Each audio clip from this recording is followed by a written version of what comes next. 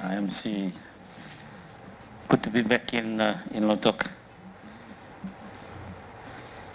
The United Nations Resident Coordinator to Fiji, His Excellency Mr. Sanaka Samrishna, Permanent Secretaries and senior government officials, I do acknowledge the presence of Divisional Commissioner Western, Mr. Mesak Lendua, and of course, the Divisional Police Commander West as well, and his officials. I do acknowledge the Vanua, Turanati Bunda, Turanati Vitongo, to Kevindilo church leaders and members of the community in Lautoka, our stakeholders, invited guests, ladies and gentlemen. Ni hao, Isambol Vinak, namaste, and a very good morning to you all. It's indeed an honor and privilege for me to be back again in Lautoka and of course to be present here today to officiate in the commemoration of the United Nations International Day Against Drug Abuse and Illicit Trafficking. I noted that this day is synonymous worldwide to the global fight against drugs. The clear message in this year's theme, better knowledge for better care, demonstrates the struggles by not only our health specialists, but of course all stakeholders to care for those affected by the effects of drugs. At the outset, I would like to acknowledge the members of the civil societies and non-government organizations, such as the Volotambu Group Trust, Drugs Free World Fiji, and Ministry for Moms, for initiating the idea to commemorate this International Day with the rest of the world. The rise of globalization and trade liberalization has provided a conduit to the increase of illegal drug activities, across the globe. An analysis of the drug trade that was carried out as part of the UNODC study yielded an estimated global gross profit of euros $60 billion. To bring it closer to our region, our two neighbors, Australia and New Zealand, grappling with the devastating effects of psychotropic drugs such as methamphetamine, or commonly known as ice. In 2017, Western Australia alone committed a total of 244.8 million Australian dollars to support the methamphetamine action plan. And drug dealers in other countries have outsmarted law enforcement agencies by utilizing the best of technologies, and the Pacific is not immune to such threats. This is evident in the discoveries of hard drugs washed ashore in Tonga and Fulanga and other maritime islands in Fiji. The same brand of narcotic packages can be traced back to South America, and this translates to the trend of trafficking in the Pacific. Many Pacific Island states lack territorial integrity, let alone drug functional structures to adequately monitor their drug situation. These are already indicators of,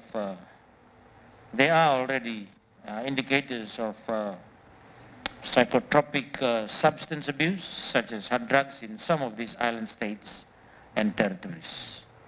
The porous nature of our borders, coupled with the vast ocean space, have burdened our existing limited maritime surveillance capabilities to effectively monitor maritime activities and identify transnational organized crimes such as drug trafficking transiting across our maritime space.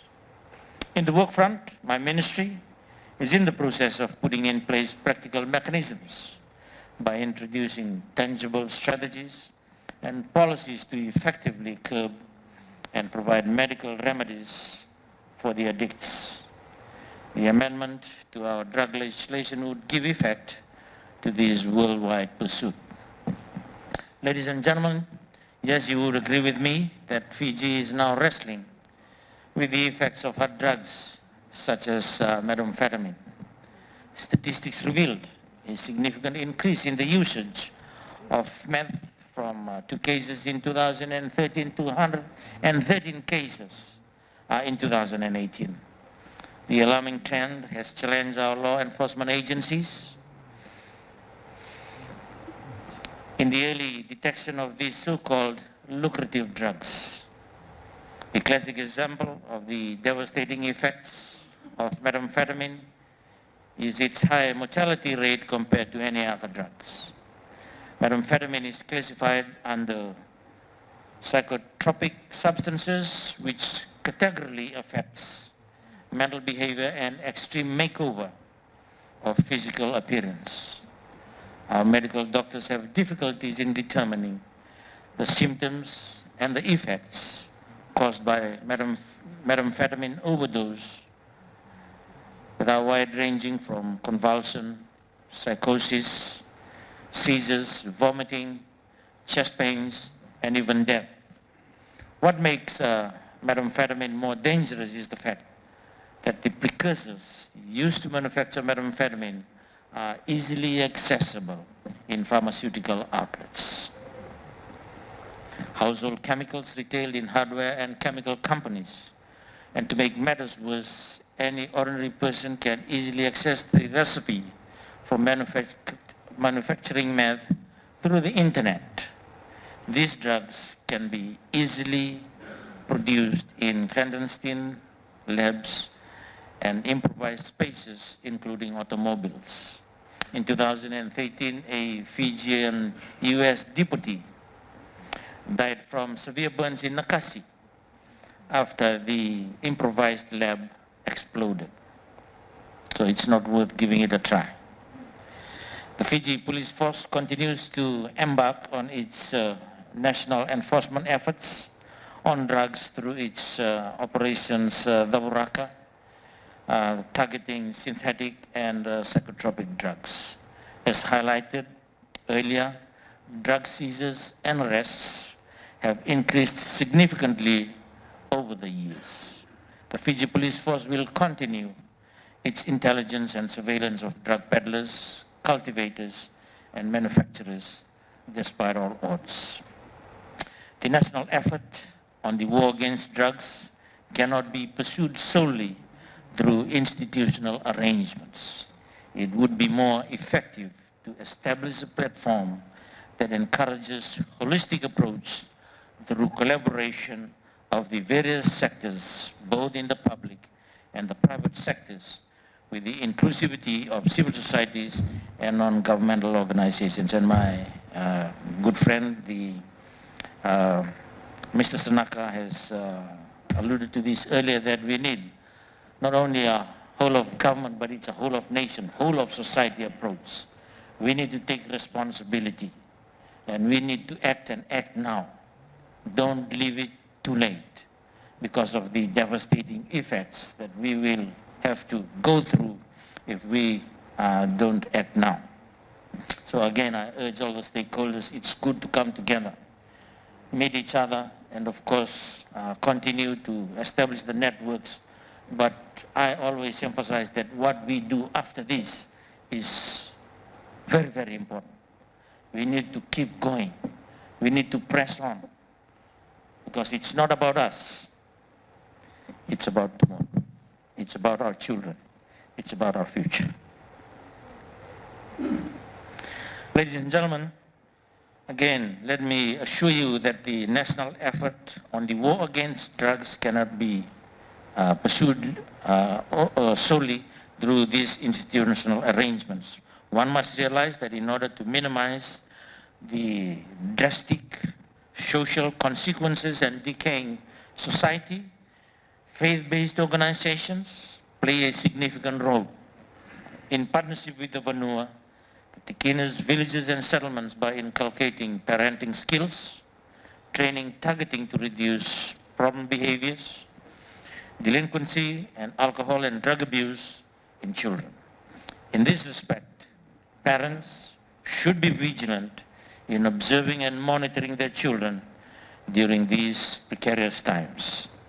This week, as a prelude to the main event today, my ministry, with the involvement of our youths, the Fiji Police Force, Office of the Commissioner Western, in collaboration with the Ministry of Itaukei Affairs, the National Substance Abuse Committee, and our other stakeholders had organized community outreach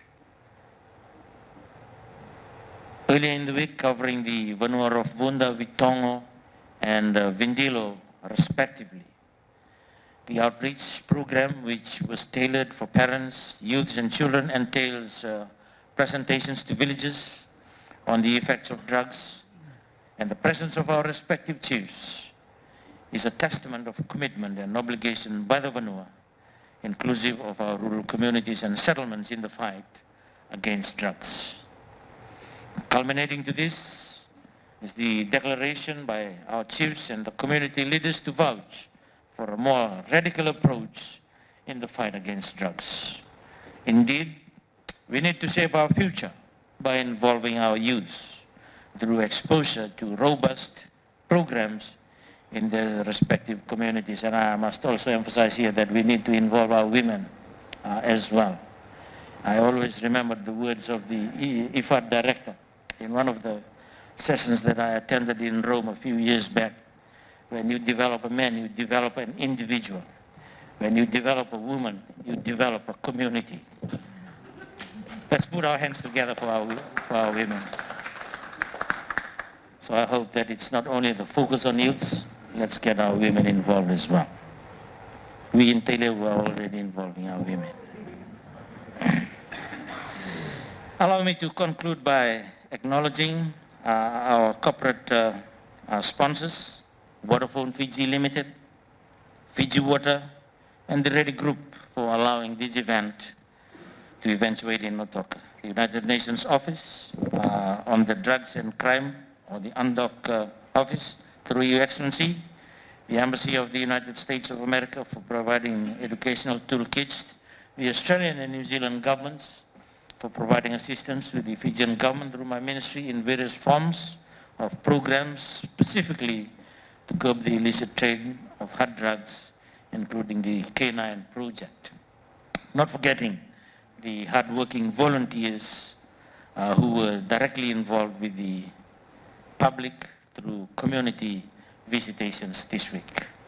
Last but not the least, I must thank again, the Volatambu Trust, Drugs Free World Fiji, and the Ministry of Moms for their tireless efforts in reaching out to communities through various means of convincing individuals, especially by relaying their experiences as survivors. We need to embrace fundamental change in our mindset by empowering our youths for a brighter future. And of course, I again stress that this needs to be a whole of nation, whole of society approach. Thank you. A big round of applause, ladies and gentlemen, to the Honorable Minister. Let us give a big round of applause, ladies and gentlemen, for the parting of the cake. Beautiful smile. Peace and love, peace and love.